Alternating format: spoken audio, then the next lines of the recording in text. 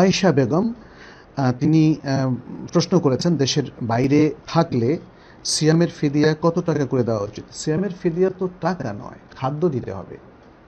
যেহেতু সূরা আল বাকারার 184 নম্বর আয়াতে আল্লাহ তাআলা স্পষ্ট করে বলে দিয়েছেন, ওয়ালাল্লাযীনা ইউতীকুনাহু ফিদিয়াতুন তুআমু মিসকিন, আর যারা সিয়াম রাখতে সক্ষম নয় তারা একজন মিসকিনকে প্রদেয় খাদ্য পরিমাণ ফিদিয়া প্রদান করবেন। সুতরাং সেই ফিদিয়া আপনি প্রদান করতে যা খরচ করা লাগে সেটা খরচ করবেন। আপনি কোনো ব্যক্তিকে, সেই ব্যক্তিকে টাকা দেবেন না, সেই ব্যক্তিকে কারো মাধ্যমে, নিজে না পারেন অন্য কারো মাধ্যমে খাদ্য কিনে আপনি প্রোভাইড করবেন, তাহলে আপনার এই ফিদিয়াটা আদায় হবে। কোরআন তো আমাদের কাছে একদম স্পষ্ট করে বলে দিয়েছে।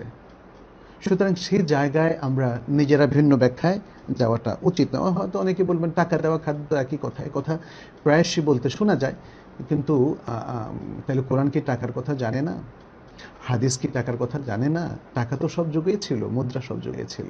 সুতরাং আসুন আমরা যেখানে কোরআন বলছে মুদ্রা দিলে হবে সেখানে মুদ্রা দিই, অথবা হাদিস যদি বলে, আর যেখানে কোরআন হাদিস বলছে মুদ্রা নয় খাদ্য দিতে হবে সেখানে খাদ্য দিই, তাহলে আমাদের জন্য ভালো হবে। কারণ খাদ্য দিলে তো সে ব্যক্তি ক্ষতিগ্রস্ত হচ্ছে না, লাভবান হওয়া ছাড়া।